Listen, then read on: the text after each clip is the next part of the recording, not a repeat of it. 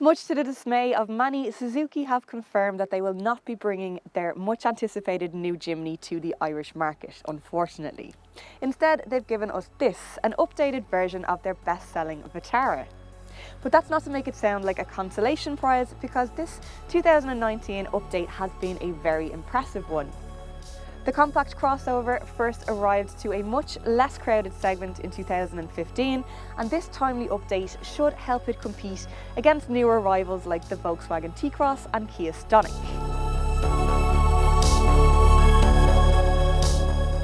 Now, save for a few minor tweaks to lights and bumpers, there's been no wild redesign in terms of exterior styling, but a new range of engines and a better quality interior add a much needed bit of polish to what has always been a very appealing package. But first, let's see what it has to offer in terms of practicality.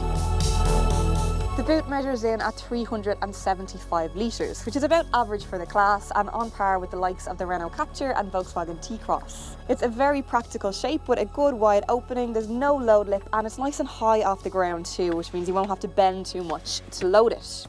You've also got some clever hidden storage, which you could use to hide valuables. You've got a couple of shopping bag hooks and back seats that fold reasonably flat too. As for the back, again, space-wise, it feels very typical for a compact crossover. Legroom is decent, headroom is actually very good, and these nice big windows makes it feel nice and bright and airy back here.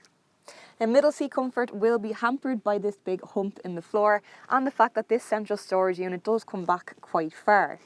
As well as that, there's no air vents, no USB ports and no centre armrest. So it's not exactly a luxurious backseat experience, but the basics are right.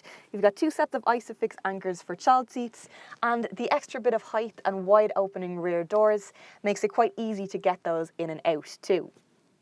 In more good news for families, there's also been huge improvements made in the way of safety features, with things like lane departure warning and prevention, blind spot monitoring and traffic sign recognition now available, some of which have never been seen on a Suzuki before, making the new Vitara their most technologically advanced model to date. And there have been strides made in the right direction in the cabin too. Now, it is still a bit basic in here, but you need to remember that the price reflects that. It does also have a very solid and durable feel to it, as well as being very easy to find your way around. It now even gets a soft-ish dashboard, a new seat design, there's a semi-digital colour display for the instrument cluster, and some models get a driver's armrest. Infotainment is taken care of by this touchscreen in the centre here, which might not be the most mind-blowing in terms of graphics, but again is very simple to operate with a nice cheery colour scheme and with plenty of functionality.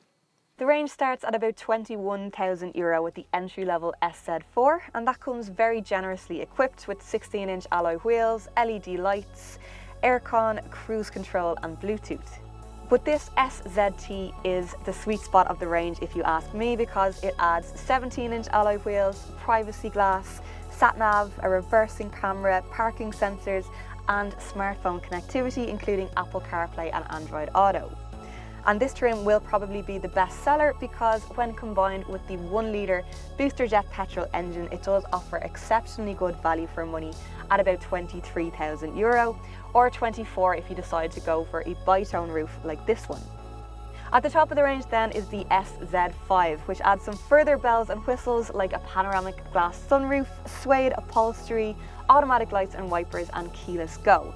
But that comes in at closer to €27,000 because it only comes paired with the higher powered 1.4-litre petrol engine.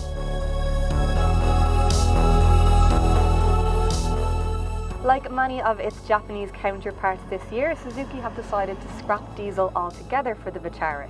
And the choice now lies between this 1-litre booster jet and the pokey 140 HP 1.4-litre, which was previously only an option on the top spec model but is now available further down the range if you're after a bit more power.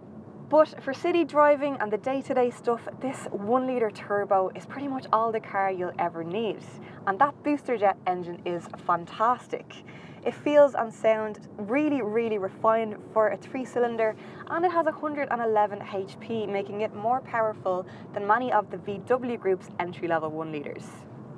It should also be pretty reasonable to run with a WLTP tested fuel economy figure of 6.8 litres per 100 kilometres, or 42 miles to the gallon in old money, and the current annual motor tax bill is €270. Now, in terms of handling, it's a bit of a mixed bag. It's great in some ways in that it is a very, very involving drive. The steering, for example, isn't the most direct, so it does require a bit more input from you. And it is a bit rough around the edges in other areas too. The suspension, for example, can get a bit bouncy. It can get a little bit rolly on corners, but to be honest, the fact that it's not super polished actually makes it feel a bit more fun. And it's just got that great, solid, go anywhere Suzuki feel to it. Plus, you know that you're going to get many, many years of fuss and hassle-free motoring, and that's all a lot of people want from a car.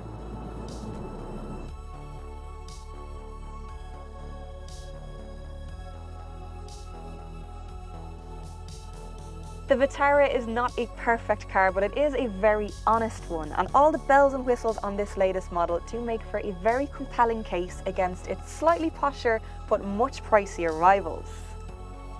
If you're in the market for a compact crossover, this should absolutely be on your shopping list, and near the top of it too, if you ask me.